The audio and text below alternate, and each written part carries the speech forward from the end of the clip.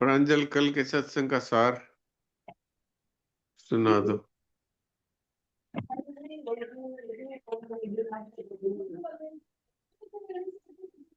सुनाओ। नारायण नारायण। नारायण। भगवान सब जगह सब समय परिपूर्ण है, तो हमें उनका अनुभव क्यों नहीं होता? क्योंकि जो नष्ट होने वाला है, हमारे में इनके लिए ही आसक्ति है, पसंद है। जो जिसे पसंद करते हैं वो दिखता है। जैसे भीड़ है, उसमें हम अपने बेटे को पसंद करते हैं, तो इस भीड़ में आपको अपना बेटा ही दिखेगा। ऐसे ही संसार शरीर को हम पसंद करते हैं, इसलिए हमें ये ही दिखाई देते हैं। परमात्मा दिखते हैं अंदर की आंखों से। जैसे आकाश में हवाई जहाज उड़ रहा है, वो हमें उस समय तो छोटा दिखाई दे रहा है, पर हमें अपने अंदर की आंखों से पता है कि वो कितना बड़ा है। ऐसे ही संत महात्माओं के अंदर की आंखें खुल जाती है कि ये शरीर संसार किस तरह मौत के मुंह में जा रहा है। उसकी सत्ता नहीं है, वो असत है। हम संसार को पसंद करते हैं, सत मानते हैं, इसलिए भगवान हमें संसार के रूप में दिखाई देते हैं। भक्त पसंद करते हैं भगवान को, इसलिए उन्हें सब में भगवान दिखाई देते हैं। उनके लिए संसार है ही नहीं। हमें पसंद है संसार, इसलिए हमें संसार दिखता है। जिसको जिस चीज की चाहना होगी उसे वही दिखेगा। भगवान कर्ण कर्ण में परिपूर्ण है, फिर भी हम दुख पा रहे हैं, क्योंकि हमारी महत्व बुद्धि संसार में है, परमात्मा में नहीं। जबकि ये धन जमीन रुपए पैसा हमारे साथ कितने दिन रहेगा? या तो हम इसे छोड़कर चले जाएंगे, या तो ये हमें छोड़कर चला जाएगा। इनके अंत में रोना ही लिखा है। संसार से अगर हम ममता कामना का त्याग कर दे, तो हमें परमात्मा की प्राप्ति होगी। परमात्मा के साथ प्रेम का संबंध यानी भक्ति योग। अपने आप को जान लिया यानी ज्ञान योग। संसार की सेवा कर दी यानी कर्मयोग। पर मनुष्य अपने ज्ञान का अनादर करता है और कहता है कि अच्छे गुरु नहीं मिले। वास्तव में कमी हम में है, भगवान के विधान में नहीं। मनुष्य में भगवान ने इतनी शक्ति दे रखी है कि वो अपने द्वारा अपना उद्धार कर सकता है। अपने विवेक का आदर करना अपने साथ अपने मित्रता है। अपने विवेक का अनादर करना अपने साथ ही अपनी शत्रुता है। नारायण नारायण नारायण नारायण। नारायण नारायण नारायण नारायण।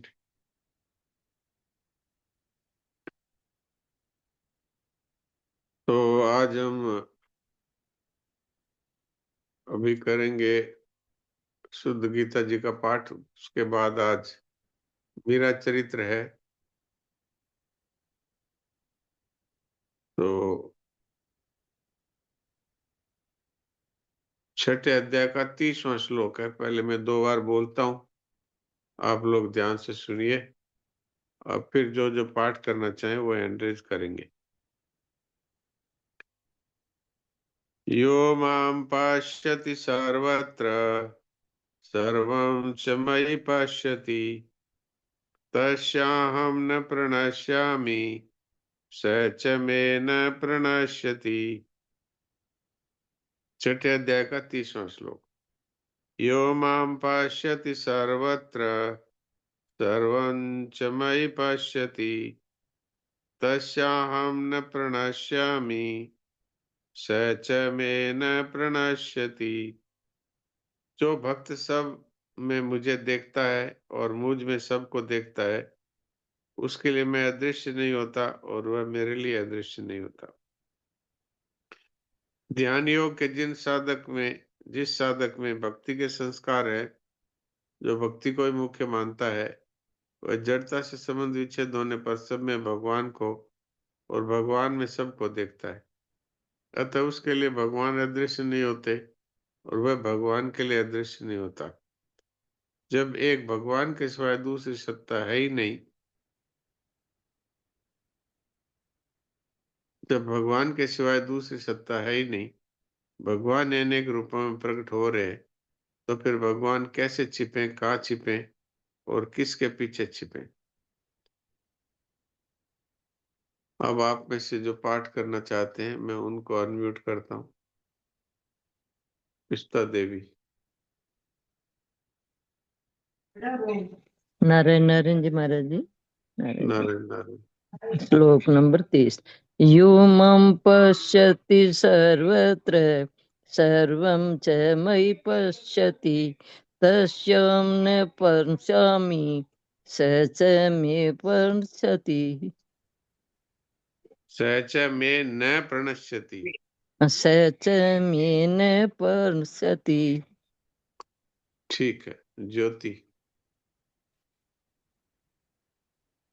राम प्रणाम जी सा। राम राम।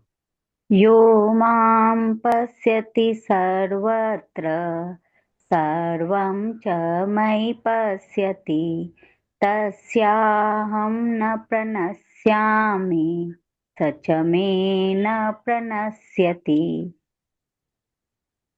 सोन जी। राम राम जी सा। राम राम। यो मां पश्यति सर्वत्र सर्वं चामयि पश्यति तस्याहं न प्रणश्यामि सा च मे न प्रणश्यति। सुनील दास जी। राम राम महाराज जी। राम राम। यो मां पश्यति सर्वत्र सर्वं च मयि पश्यति तस्याहं न प्रणश्यामि स च मे न प्रणश्यति। सुलोचना देवी। प्रणाम महाराज जी। प्रणाम। प्रणाम महाराज जी। प्रणाम। महाराज जी 4 बजे वो भजन बोला था, उसको भेजना ग्रुप में। अच्छा अच्छा, ठीक है।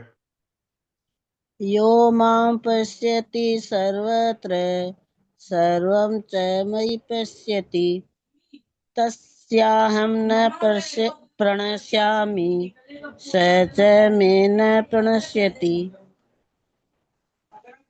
ठीक है। सविता। प्रणाम डॉक्टर साहब। प्रणाम। यो मां पश्यति सर्वत्र सर्वं च मयि पश्यति तस्याहं न प्रणश्यामि स च मे न प्रणश्यति। मोनिका। डॉक्टर साहब मैं 7 दिन के लिए नहीं जुड़ पाऊंगी। नारायण नारायण। अच्छा, कोई बात नहीं, कोई बात। प्रणाम डॉक्टर साहब। प्रणाम। यो मां पश्यति सर्वत्र सर्वं च मयि पश्यति तस्याहं न प्रणश्यामि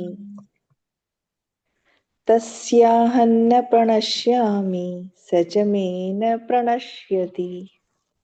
ठीक है, बहुत अच्छा। प्रीति। नारायण नारायण जी सा प्रणाम कर रही हूँ। नारायण। यो मां पश्यति सर्वत्र सर्वं च मयि पश्यति तस्याहं न प्रणश्यामि सच मे न प्रणश्यति। ठीक है, बहुत अच्छा। सुधा देवी।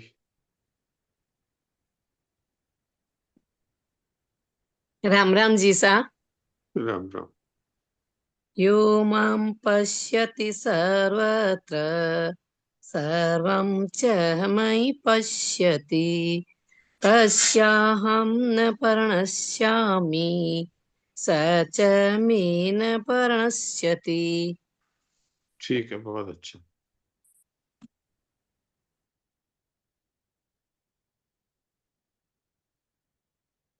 अब हम आज मीरा चरित्र पढ़ेंगे। नंदिनी पढ़ेगी। जिनके पास मीरा चरित्र पुस्तक है वो तो वो पुस्तक खोल लें, और जिनके पास नहीं है वो ध्यान से सुने। हाँ नंदिनी, थोड़ा पिछला बता दो, फिर उसके बाद शुरू करो। राम जी राम महाराज जी। राम जी राम। इससे पहले हमने पढ़ा था दिव्य द्वारिका दिव्य दर्शन। तो मीराबाई अब द्वारिका में है और मीराबाई का की व्याकुलता और विरह दिन प्रतिदिन बढ़ता जा रहा है। तो मीराबाई विरह में काफी लीलाएं करती है, काफी लीलाओं के उन्हें दर्शन भी होते हैं। तो ऐसे ही पूर्णिमा की रात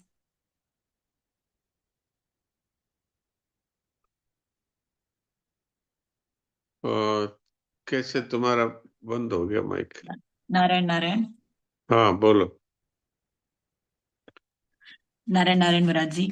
तो मीराबाई समुद्र के सामने जाती है, समुद्र के सामने बैठकर उनसे बातें करती है और समुद्र से अपनी दशा की मतलब सिमिलैरिटीज देखती हैं कि उनकी और समुद्र की स्थिति एक जैसी ही है। तो ऐसे ही एक बार मीराबाई समुद्र के सामने बैठी थी, तो एकदम से वहां पर दिव्य द्वारिका का दर्शन उन्हें होने लगा। कोई ठाकुर जी के द्वारा भेजे गए किसी कोई मीराबाई को सामने वहां लेने आए, तो उसके बाद मीराबाई फिर दिव्य द्वारिका का वर्णन करती है कि कैसे उन्होंने क्या क्या वहां दिव्य द्वारिका में देखा। हम्म। जी ना महाराज जी, पृष्ठ संख्या 390 से पढ़ना था, नहीं 380 से। अच्छा, मुझे जी तो महाराज। ऐसा लगता है मुझे तो ऐसा लगता है जैसे 78 या 79 से कहीं पढ़ना होगा। महाराज जी 79 की आखिरी लाइन, वो वृक्ष पंक्तियां पार करके एक विशाल ड्योढ़ी पर से। हाँ, तो ऐसा करो, 379 के लास्ट पैरा से पढ़ना शुरू कर दो। जी जी। नारायण नारायण। वे हीरक निर्मित अपनी चंद्र रश्मियों से नेत्रों में चौंध उत्पन्न करते जगमगाते हुए एक विशाल द्वार में प्रविष्ट हुई और दाहिनी ओर मुड़ गई। आगे विस्तीर्ण चौक था, उसके बीच स्फटिक का फव्वारा सहस्त्रों धाराओं के रूप में जल फेंक रहा था। फव्वारों के चारों ओर हरित दुर्वा संकुल भूमि और फिर विभिन्न पुष्पों से लदे हुए पौधे, उनके पीछे कदली, आम, जामुन, अशोक आदि वृक्षों की पंक्तियां। सभी वृक्षों पर पुष्पों से लदी लताएं लिपटी थी। शीतल पवन सौरभ लिए मंद मंद गति से प्रवाहित हो रहा था। फव्वारों से ही चारों ओर बने भवनों में प्रवेश के लिए अनेक पथ बने हुए थे। वृक्ष पंक्तियां पार करके वे एक विशाल ड्योढ़ी द्वार में प्रविष्ट हुई। द्वार पर भाला लिए खड़ी दासियों ने उन्हें सिर झुकाया और हाथ से आदर पूर्वक प्रवेश के लिए संकेत किया। भीतर चौक में उपवन के मध्य पुष्करणी में कुमुदनियां खिल रही थी। आम्र की डालियों से कहीं कहीं झूले बंधे थे। वृक्षों पर बैठे मयूर, पपीहे आदि पक्षी कभी कभार बोल पड़ते थे। मीरा को लगा कि उनके आकार और ध्वनि मात्र लौकिक पक्षियों, जलचरों, पुष्पों, वृक्षों, लताओं, वस्तुओं और मनुष्यों से मिलती है, अथवा सब कुछ अलौकिक है। सब कुछ रत्नमय होते हुए भी सजीव कोमलता, सुंदरता, सुकुमारता की मानो सीमा हो। प्रत्येक ध्वनि मानो अलौकिक संगीत की तरंग हो, और ऐसी सहस्त्रों सहस्त्रों तरंगे वहां सदा उठती रहती है। ड्योढ़ी के भीतर महलों में चारों ओर दासियों की चहल पहल थी। उन्होंने हिंदुआ सूर्य का वैभव देखा था और देखी थी उनकी रानियों की सुंदरता, किंतु यहाँ के ऐश्वर्य की नन्ही कणिका भी समता उसका उनका समस्त राज्य नहीं कर पाता। एक साधारण दासी भी उन महारानियों से अधिक ऐश्वर्य और सौंदर्य की स्वामिनी थी। वहां की वायु संगीतमय थी, वहां की पुष्पकर्णियों से की तरंगे संगीतमय थी। सब प्रकार की गति ललित नृत्यमय हो जैसे। मन में आनंद की लहरें उठती थी। सीढ़ियां चढ़कर अनेक कक्ष दालान पार कर एक सजे धजे कक्ष में जा पहुंची। ऊंचे रत्न जटित स्वर्ण सिंहासन पर सौंदर्य, ऐश्वर्य और सुकुमार्य की साम्राज्ञी विराजमान थी। दो दासियां स्वर्ण दंड के चवर डुला रही थी और एक के हाथ में जरी मुक्ता गुंफित नीले रंग का व्यजन दोलायमान था। शोभा ने आकर पाद पीठ से नीचे सिर रखकर प्रणाम किया। मीरा जैसे ही प्रणाम करने के लिए झुकी, महादेवी वैदर्भी ने एकदम झुककर उसे हृदय से लगा लिया। आ गई तुम, उन्होंने अपने समीप बिठाना चाहा, पर मीरा पाद पीठ पर ही बैठ गई और उनके चरण गोद में लेकर, सभी बहनें तुमसे मिलना चाह रही हैं। स्वामी यदा कदा तुम्हारा स्मरण करके नयन भर लाते हैं। कठिन कठोर मर्यादाएं बड़ी दुखदाई होती है बहन, अतः मुझे ही सबकी रुचि जानकर मध्यम मार्ग शोधना पड़ा। उन्होंने मीरा का चिबुक स्पर्श कर दुलार पूर्वक कहा, पहचानती हो मुझे? उन्होंने हंसकर उसका हाथ पकड़ा। आओ, हम सुख पूर्वक बैठें। और कक्ष में पीछे श्वेत रंग के रेशमी गद्दे पर मसंद के सहारे विराजित होती हुई बोली, मैं तुम्हारी सबसे बड़ी बहन वैदर्भी हूँ। दासियां सुमधुर पेय लेकर उपस्थित हुई। देवी रुक्मिणी के पश्चात उनकी आज्ञा से एक पात्र उन्होंने भी उठा लिया और धीरे धीरे पीने लगी।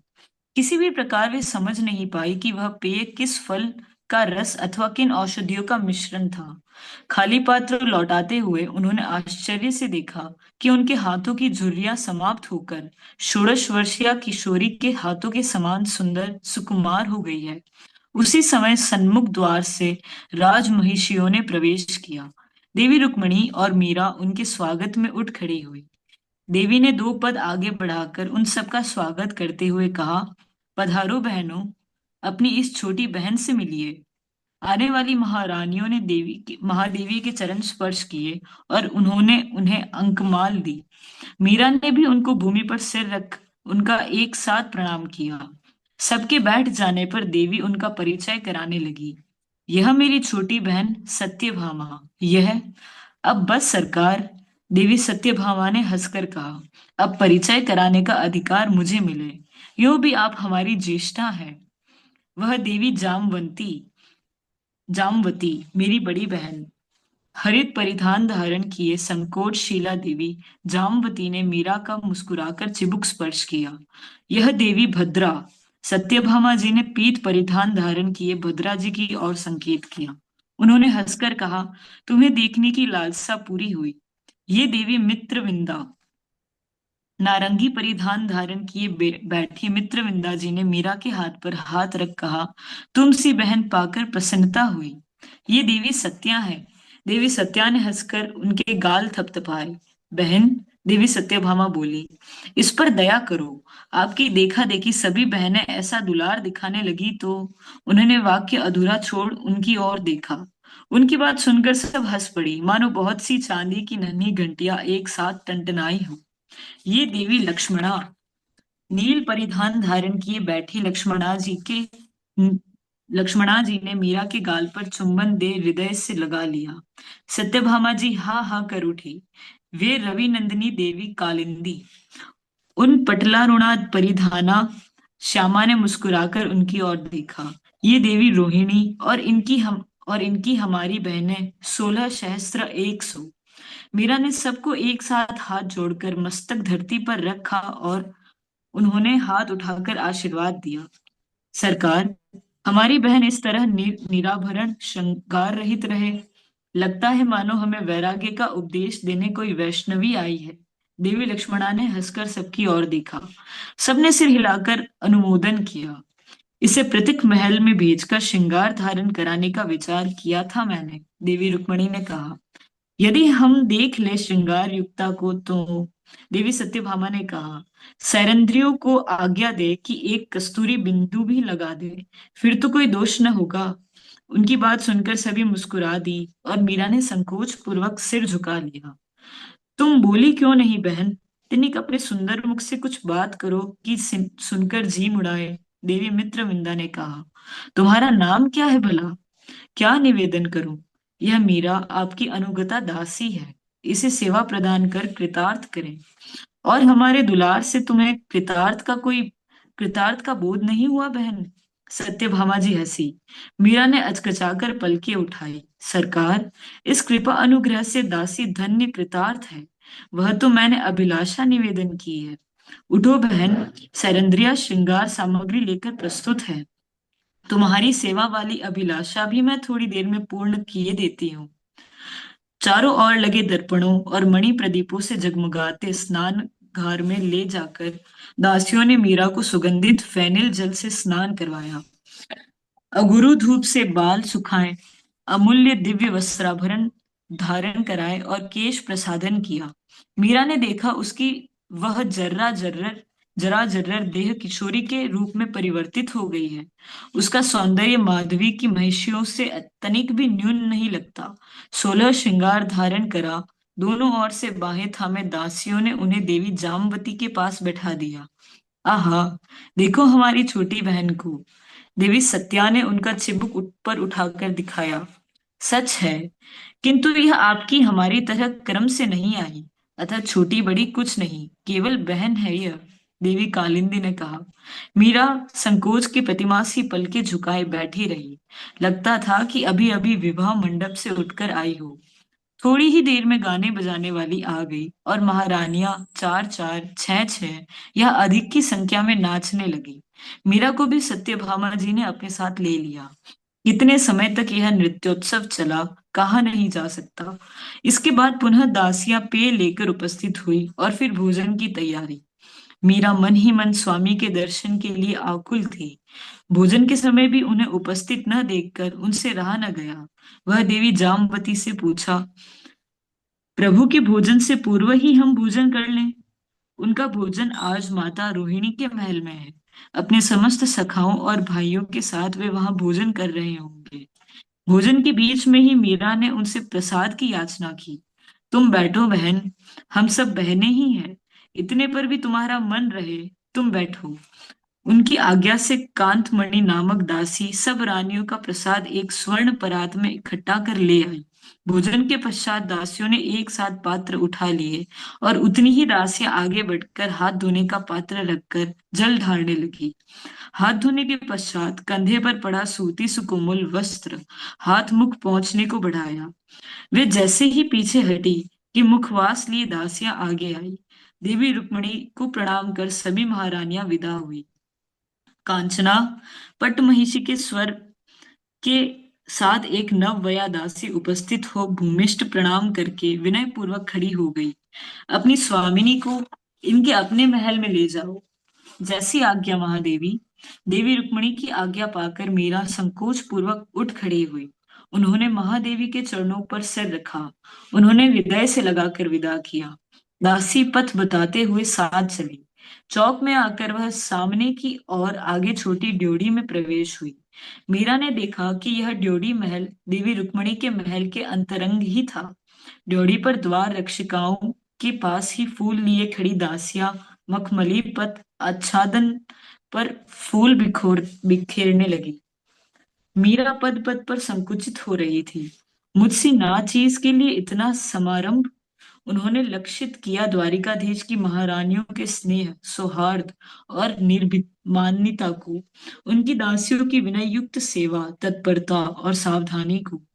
अनेक कक्षों, दालानों पर पार करके उन्हें विशेष रूप से सजे हुए एक रत्न जटित कौशेय वस्त्रों से आच्छादित हिंडोले पर बिठा दिया।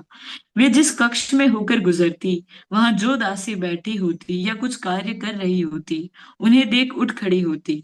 उनके हिंडोले पर बैठते ही दो दासियां उपस्थित होकर चवर डुलाने और पंखा झलने लगती।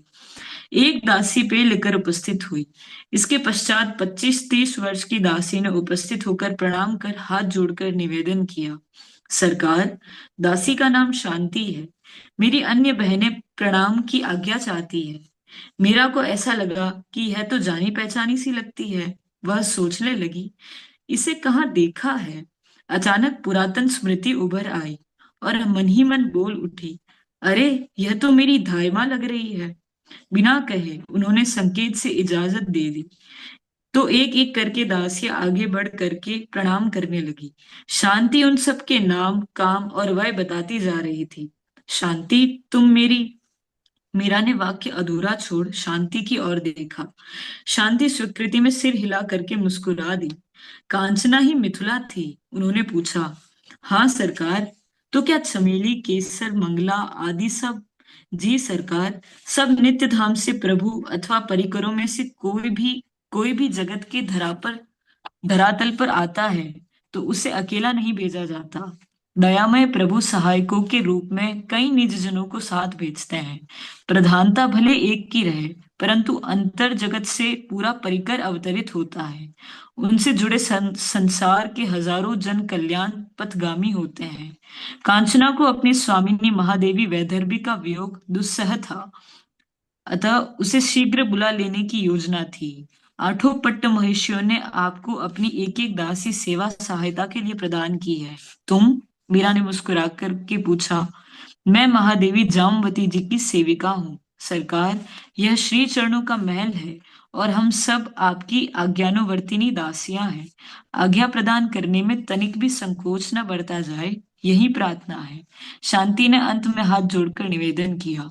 शांति, मीरा ने मधुर स्वर में कहा, इस समस्त वैभव सहित तुम भी पट्ट महिषी का प्रसाद हो मेरे लिए। दृष्टता क्षमा हो सरकार। क्या स्वामी भी? शांति ने वाक्य अधूरा छोड़ दिया। हाँ शांति, जीव को जो भी मिलता है, भले प्रभु ही हो, सब कुछ देवी के अनुग्रह से ही प्राप्त होता है। उसी समय द्वार पर प्रतिहारी ने पुकार की, अखिल ब्रह्मांड नायक यदुनाथ द्वारिकाधीश पधार रहे हैं। चारों ओर हलचल मच गई। उन्हीं उन्हीं के वय की दो दासियों ने आकर उनसे अपने साथ चलने को विनय की। वे जिस कक्ष में उन्हें ले गई, वहां मानो सत्व गुण ही नाना उपकरणों के रूप में मूर्त हो उठा था।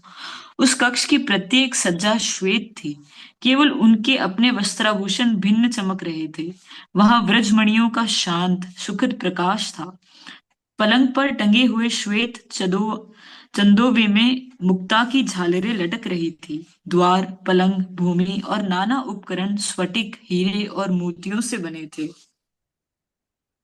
दासियों ने उन्हें पलंग पर बिठाया ही था कि दो दासियां पेय और खाद्य पलंग के बराबर ऊंची चौकी पर सजा गई। दो सुगंध सामग्री लेकर आई और दो श्वेत कौशेय वस्त्र।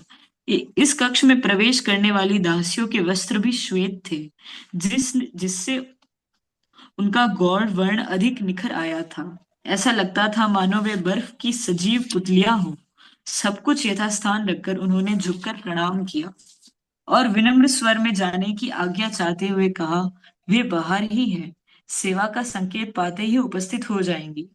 संकेत के लिए पतली सी रजत श्रृंखला से बंधी घंटी पलंग के सिरहाने की और पार्श्व में लटकी थी। कक्ष में मल्लिका पुष्पों की मालाओं से सजावट की गई थी। श्वेत कमल उनमें जहां जहां गुथे थे। सौंदर्य के सौरभ और श्वेत रंग की वह वहां प्राधान्य था। वे अभी घुटने पर चिबुक टिकाए हुए सब देख ही रही थी कि द्वार रक्षिका ने सावधान किया।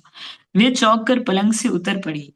नीची दृष्टि से द्वार में प्रवेश करके आगे बढ़ते हुए भुवन वंद्य चरणों के दर्शन करती रही। पद त्राण संभवतः द्वार पर ही सेविकाओं ने उतार लिए होंगे।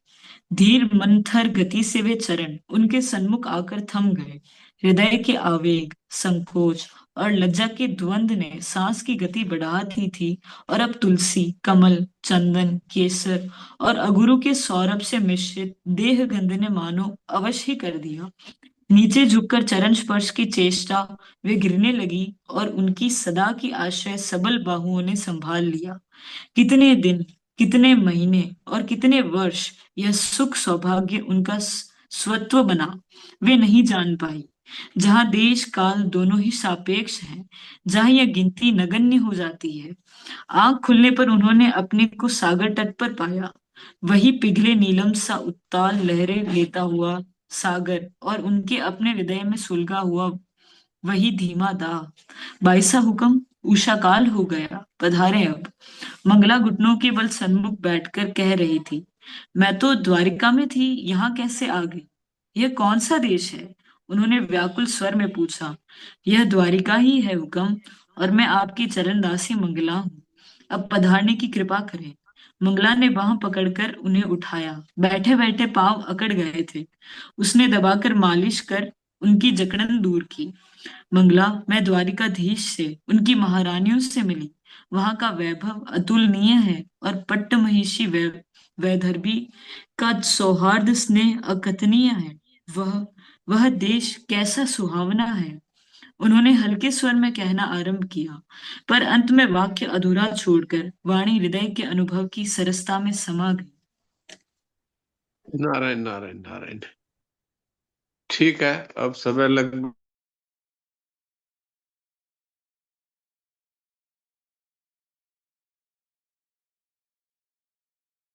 दर्शन कर रही है। वो समुद्र तट से ही द्वारिका में पहुंच गई और भगवान श्री कृष्ण की एक दासी है, वही उनको हाथ पकड़ करके ले गई। और इस तरह से अभी आपने सुना कि कैसे वहां के महलों की और वहां के आवास की कैसी दिव्यता थी।